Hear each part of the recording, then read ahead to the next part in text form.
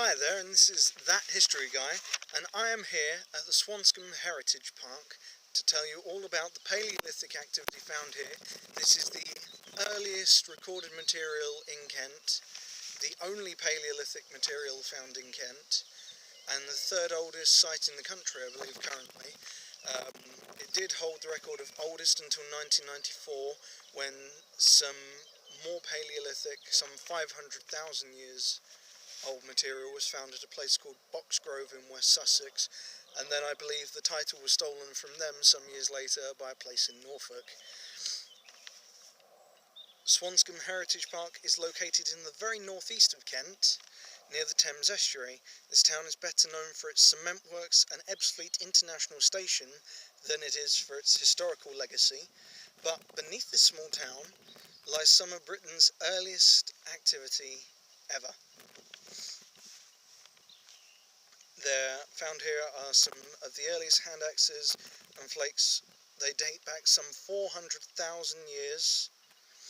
This is towards the end of the early Paleolithic, when the ice caps were beginning to recede from Britain. Contrary to popular belief, this wasn't in fact the first colonisation of Britain. This was in fact a recolonisation of Britain. Our ancestors, Homo heidelbergensis, quite a word to say it 3 times fast, were forced out originally about 478,000 years ago when the Ice Age came to Britain. The glaciers forced our ancestors out to warmer climates. However, some 424,000 years ago, the ice caps began to recede, and at this point our ancestors started to move back across the land bridge, back into Kent and the south of the country. I am stood atop the outer edge of the Barnfield Pit, now known as the Swanscombe Heritage Park. The original quarry was a lot deeper. It's been filled in since then to create the site, but originally it was dug out for gravel and for chalk for the cement works. Originally it was another site a mile to the east of here, Baker's Hole, where Paleolithic activity was discovered. In 1881 a tramway was cut through that particular site, and that's when they first started discovering Paleolithic material. An amateur archaeologist by the name of James Cross dug some of those finds, and by 1914 a man named R.A. Smith had amassed a collection of 750 pieces of Paleolithic material for the British Museum. Though he never, as it turns out, excavated the site himself, he used the local workers and he paid them a wage whenever they brought him finds. Unfortunately, due to the lack of stratigraphy that the workers did when digging this site, it's impossible to date all of the finds to the earliest period, though we do know that some of the earliest was some 400,000 years ago. This includes the skull of a young female Homo heidelbergensis, colloquially known as the Swanscombe Man. I shall be telling you a bit about that in just a second. So, what can I tell you about Homo heidelbergensis? They are an extinct species of the genus Homo, which lived in Africa, Europe and Western Asia from around about 600,000 years ago, although they may date back to some 1.3 million years ago. They survived until 200 to 250,000 years ago, and they are probably the ancestor of Homo sapiens in Africa and the Neanderthals in Europe, and perhaps also another genus of Homo, the Denisovans, in Asia. The first fossil discovery of the species was made on October 21st, 1907, and came from Mauer, Germany. A workman by the name of Daniel Hartmann spotted a jaw in a sandpit. The jaw was in good condition except for missing the premolar teeth, which were eventually found near the jaw. The workmen gave it to Professor Otto Schoensack from the University of Heidelberg, who identified and named the fossil. There have also been remains found in Steinheim an der Mur in Germany, Arago, France, Petrolona, Greece, Chiampate del Diavolo, Italy, Dali, Jinushman and Maba in China, and Francis Turville Petra unearthed the Galilee skull at Mugaret el Zutiya in Israel. Examples in Britain, obviously the Swanscombe man, colloquially called that, of course, it was in fact a young female skull that was found, and there was another found at Boxgrove in West Sussex, which was a lower hominin tibia, and that particular leg bone dated to between 478,000 and 524,000 years ago. Obviously, the Swanscombe man isn't as old as that, however. Physically, Homo heidelbergensis had a similar cranial size, head size to us, with a volume of about 1100 to 1400 centimeters cubed. Although they were shorter than us, male Homo heidelbergensis averaged at about 5 foot 9 inches or 175 centimeters tall and weighed about 136 pounds or 62 kilograms, whereas the females averaged about 5 foot 2 inches tall or 157 centimeters and weighed about 112 pounds or some 51 kilos.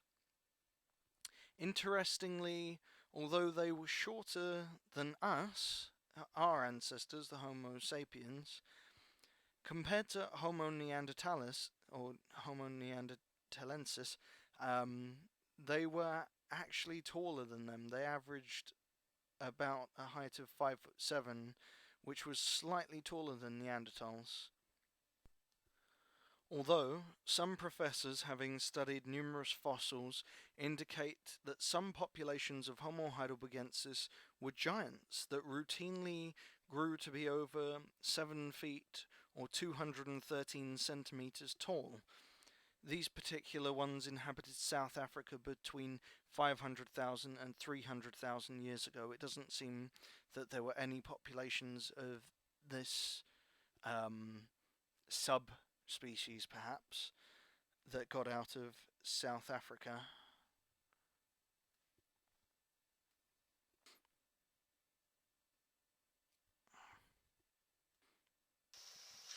Hi there, this is That History Guy, and I am sat on the discovery place of the first piece of Paleolithic skull found here. The first piece of the skull of Homo heidelbergensis that was found on the site. This was found in 1935 by an amateur archaeologist again by the name of Alvin T. Marston. There was one found here in 1935, there was another then found in 1936, and then some metres away, a third was found in 1955. Excavations were carried out between 1968 to 1972 by Dr. John R.C. Wachter, don't know the name too well, who uncovered more animal bone and flint tools and established that this was the former shoreline on which the bones were found. Now, what you have to imagine is that the Thames was 30 metres higher than it is today. The shoreline would have been up here. This river would have been flowing a lot faster. This was a different course of the Thames, and the shoreline is now a mile down that way. If I zoom out with the camera, you can see just how far that is. Fine silts, however, made it a perfect area to preserve our ancestors' activity in this area. The fine silts covered the bones, they covered the flint tools, they made sure they weren't washed away further downstream.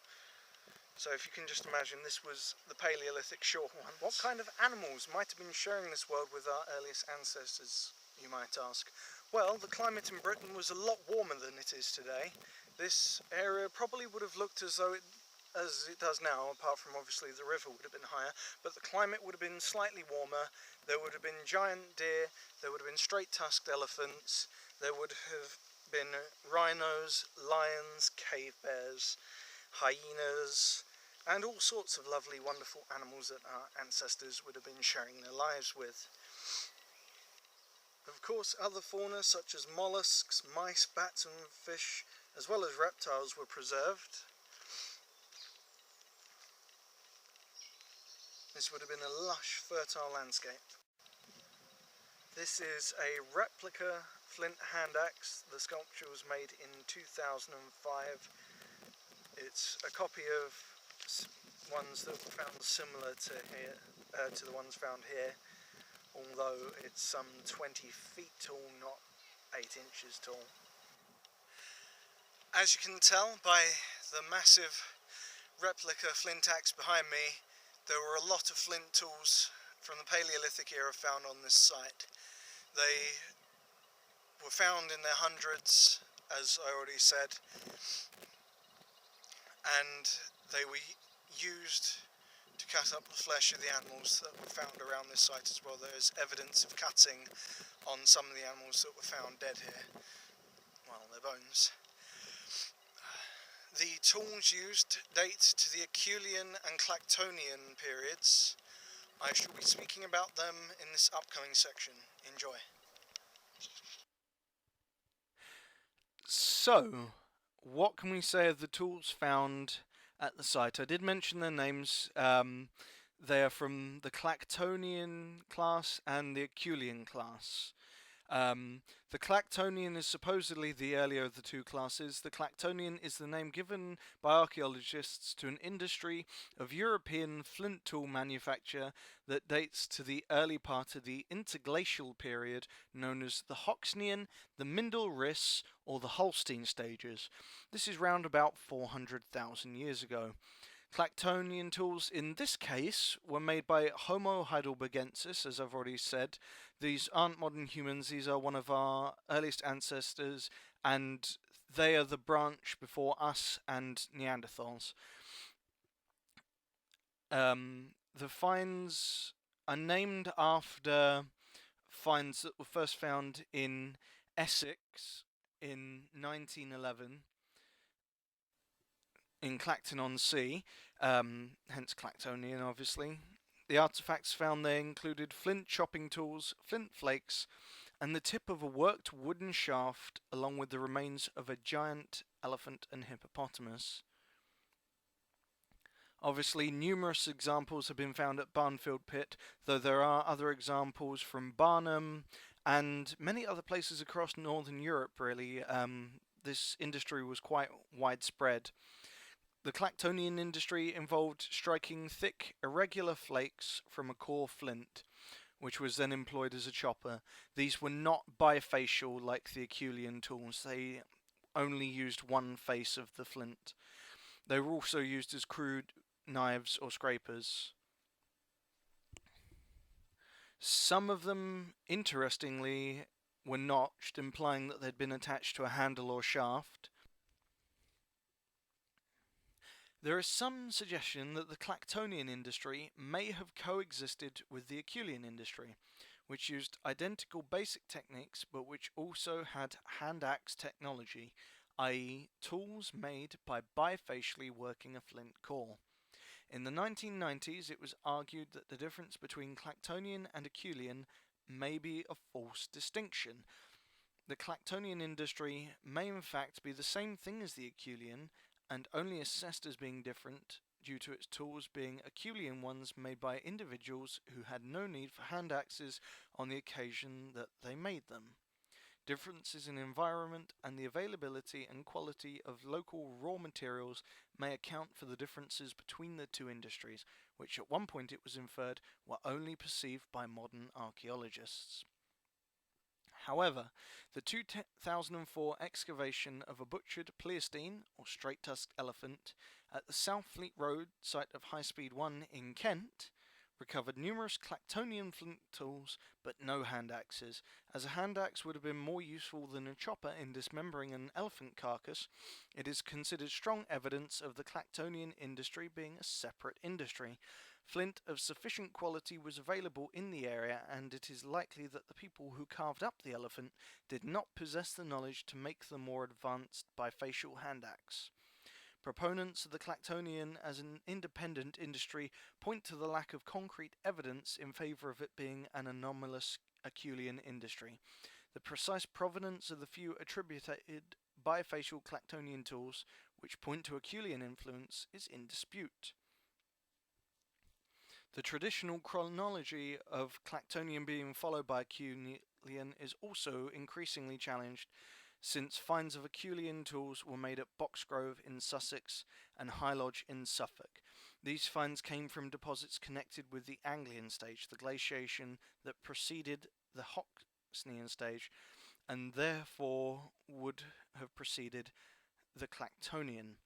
Whether or not they are separate industries, it would seem that the Clactonian and Acheulean stone tool makers would have had cultural contact with each other. On our site, there, higher up the deposit, begin to appear the Acheulean hand axes. The Clactonian were further down in the deposits at the earliest point, though the Acheulean hand axes come later. Acheulean stone tools, as I said before, were bifacially worked. These were the first tools to have two faces worked to make flint hand axes. They're classed as Mode 2, meaning they're more advanced than the usually earlier Mode 1 tools of the Clactonian industry, but they lack the sophistication of later Middle Paleolithic technology.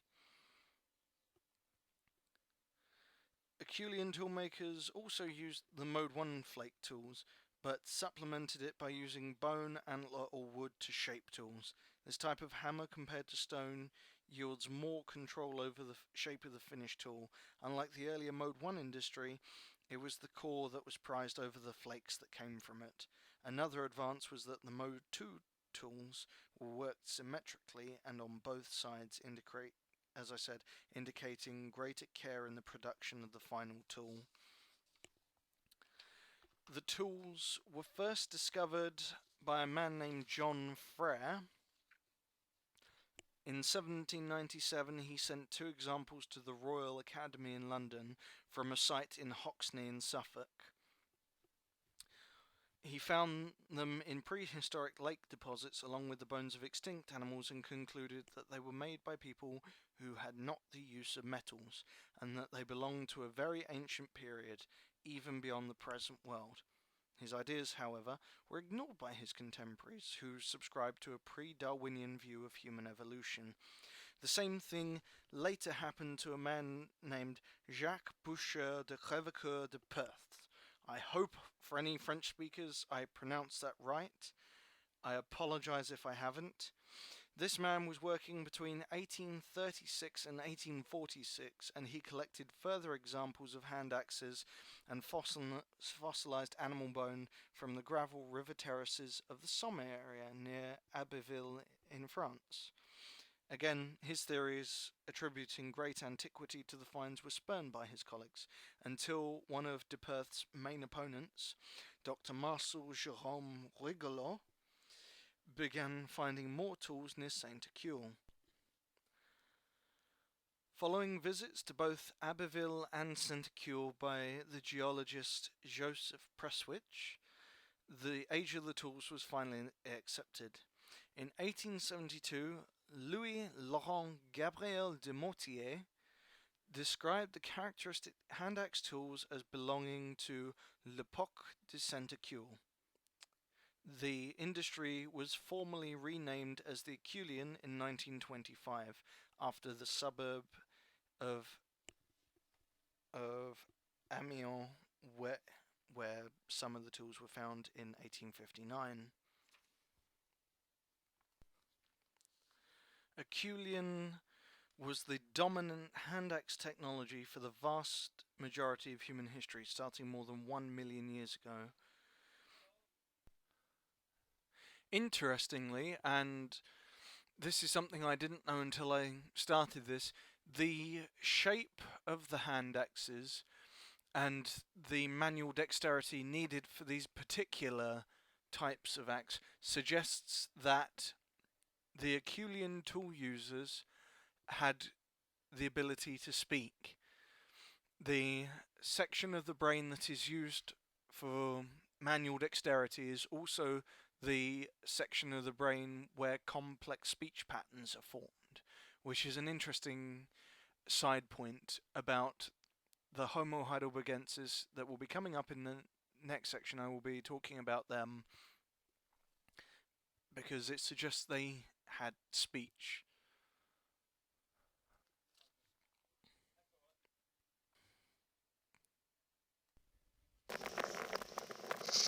Hi there, this is That History Guy.